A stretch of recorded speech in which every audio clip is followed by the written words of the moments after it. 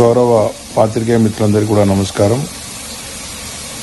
నేను నా వ్యక్తిగత పర్యటన నిమిత్తం 2 వారాల కోసం అమెరికాకు రావడం జరిగింది.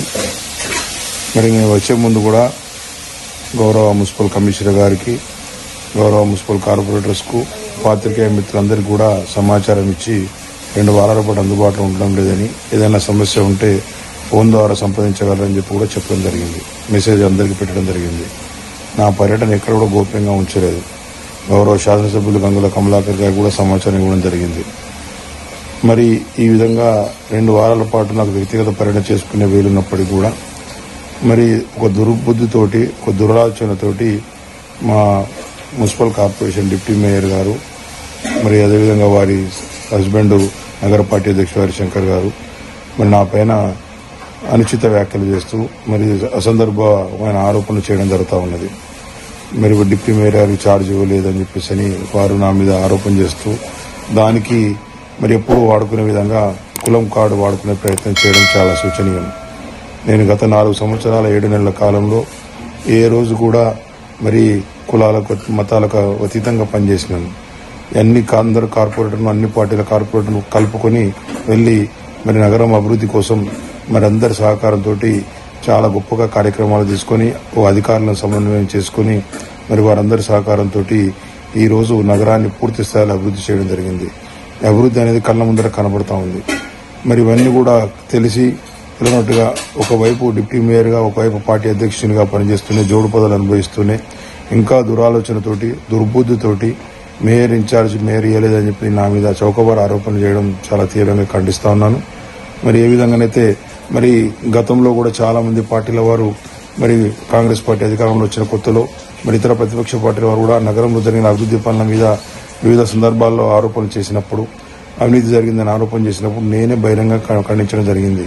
మొన్న జరిగిన మున్సిపల్ పాలకవర్గ సమావేశంలో కూడా నేను బహిరంగంగా ప్రకటించినాను. ఏ కార్యక్రమంలో అయినా ఎవరు అవినీతికి పాల్పడ్డా తప్పకుండా కూడా అటువంటి బాధ్యులపై చర్యలు తీసుకోవాలని చెప్పేసి నేను కోరడం జరిగింది.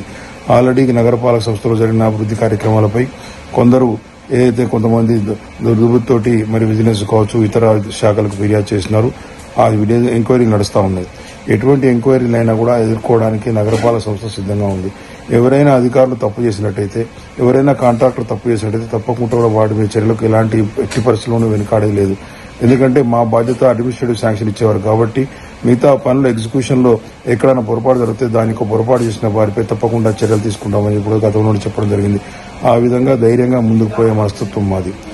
మీలాగా చౌకబారు ఒక చిన్న 10 రోజుల పదవి కోసం, 10 రోజుల ఇన్ఛార్జ్ పదవి కోసం కులాన్ని అడ్డం పెట్టుకుని ఈ విధంగా చౌకబారు ఆరోపణలు చేయడం వారి విజ్ఞతకే వదిలిపెడతా ఉన్నాను. గతంలో మేము 30 సంవత్సరాల నుంచి రాజకీయ జీవితంలో ఉన్నప్పటికీ కూడా ఏ రోజు కూడా పదవుల వెంబడి పరిగెత్తలేదు.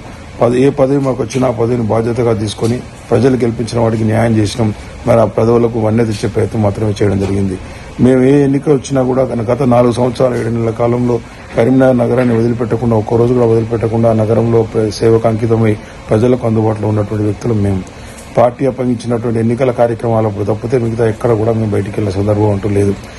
ఈ విధంగా నగర ప్రజలందరికీ అన్ని విషయాలు తెలుసు కాబట్టి మీరు చేసిన చౌకబారు ఆరోపణలు, మీరు చేసిన దిగజారుడు ఆరోపణలు ఇవన్నీ కూడా నేను పార్టీ దృష్టికి తీసుకెళ్తా ఉన్నాను. ఎందుకంటే ఒక పార్టీకి బాధ్యత ఉన్నటువంటి నగర అధ్యక్షునిగా ఉంటూ, డిప్యూటీ మేయర్గా ఉంటూ నగరంలో పార్టీ పరువును గంగలు కలిపే ప్రయత్నం చేసినందుకు, పార్టీ పరువును బజారుకి ఇచ్చే ప్రయత్నం చేసిన మీ ఇద్దరిపై కూడా తగిన క్రమశిక్షణ చర్యలు తీసుకోవాలని చెప్పి కూడా నేను రాష్ట్ర పార్టీ దృష్టికి కూడా తీసుకెళ్తా ఉన్నాను. పెద్దలు వినోద్ కుమార్ గారు, గంగుల కమలాకర్ గారి దృష్టికి కూడా తీసుకెళ్తా ఉన్నాను. ఏ పార్టీలో ఉన్నా ఆ పార్టీకి నమ్మకంగా పనిచేసిన వ్యక్తులు మేము. తెలంగాణ ఉద్యమంలో కూడా దాదాపు 3 రోజుల పాటు జైల్లో ఉన్నటువంటి వ్యక్తులు మేము. ఈ విధంగా ప్రతి పోరాటంలో ఎక్కడ ఉన్నా కూడా న్యాయంగా, ధర్మంగా పనిచేసే వ్యక్తులు కాబట్టి మా మీద చేసిన ఆరోపణలు తీవ్రంగా ఖండిస్తా ఉన్నాను. తప్పకుండా కూడా పార్టీ ఈ విషయాలపై దృష్టి సారించి తగిన చర్యలు తీసుకుంటుందని కూడా ఆశిస్తా ఉన్నాను. ఈ విధంగా వ్యక్తిగత స్వార్థం కోసం కులాన్ని అడ్డం పెట్టుకుని తీసుకొచ్చే ఇటువంటి నాయకుల పట్ల ప్రజలందరూ కూడా చాలా జాగ్రత్తగా ఉండాలని చెప్పేసి కూడా నేను విన్నవిస్తా ఉన్నాను. త్వరలో మీ ముందుకు వచ్చి యథావిధిగా ప్రజాసేవలో నిమగ్నం అవుతామని కూడా తెలియజేస్తా ఉన్నాను. జై హింద్, జై తెలంగాణ.